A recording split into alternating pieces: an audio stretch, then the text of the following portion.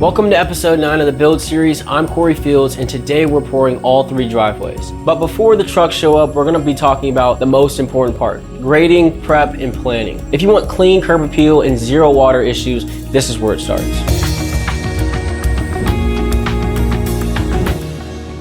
Driveway grading isn't just for looks, it controls water. If it doesn't slope away from the house, you'll get pooling, shifting, or worse, water running towards your slab.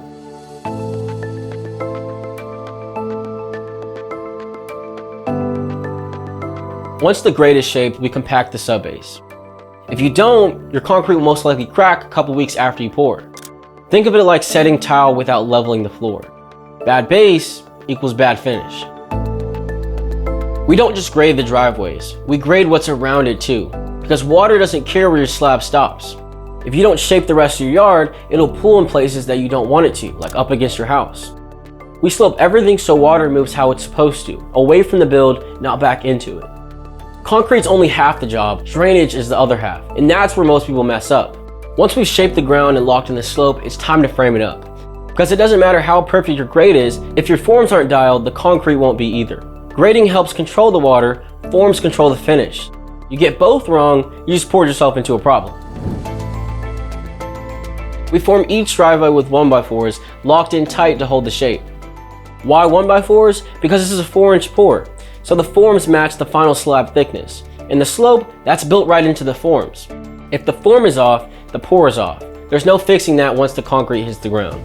Now, let's talk about reinforcement because this is where people really love to flex what they know. You'll hear folks say things like, if there's no rebar in the driveway, it's garbage. It won't last more than a year. But here's the truth. Concrete is going to crack, not if, but when.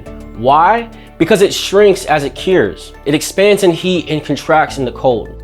That movement creates stress, and eventually stress creates cracks. You can slow it down, but you can't stop it. Now, reinforcement like rebar or wire mesh doesn't stop cracking. It helps hold things together after cracks happen. It keeps concrete from separating or settling unevenly. But in smaller residential driveways like these, especially for light vehicle use, a properly compacted base, good slope, and well-placed control joints are way more important than dumping a bunch of steel into every pour. And then on top of that, guys, these are supposed to be affordable homes. You're not getting back a single penny of the money you spent on extra reinforcement when the house sells. At this price point, buyers don't care if there's rebar in the driveway. Some builders don't even pour driveways, they'll just throw some gravel down and call it a day, if there's even room for that on their lot. In the city of Atlanta, you're not actually allowed to put rebar or fiber in the driveway apron, the section that meets the street. A city inspector has to be on site to verify that it's clean. Moral of the story, focus on your prep, your grade, control joints, and your pour quality. Rebar helps, sure, but it's not magic. If your base is trash or your slope is wrong, no amount of steel is saving that driveway. Just like with the slabs, we had to schedule trucks accordingly. That way the finishers weren't rushed and each crew had time to work the surface before it started setting. For driveways like this, we don't need a pump. The trucks just pull right up, shoot the concrete straight in, and then they'll guide it into place. Simple setup, but once it's out, there's no room for error. We start at the top of the driveway and work downhill. Letting gravity help us means fewer issues and a smoother finish. If your grade and forms are set right, the concrete just flows naturally. For these driveways, we're using 3000 PSI residential mix. Plenty for daily use and strong enough for SUVs and delivery trucks, with good workability for a clean finish. From pour to finish, it all moves fast. There's a rhythm to it. Get the mix placed, screed it smooth, and stay one step ahead of the rest. Once it's placed and level, that's when the finishing details come in. Control joints and broom finish to lock everything in. Let's get into that next. These joints you see in the driveway, they're not for water, they're for cracks. Even a perfect pour will shift as it cures. That concrete shrinks as the moisture leaves the slab, and that creates internal stress. If you don't give that stress somewhere to go, it finds its own path, and that's when you end up with random cracks right through the middle of your driveway.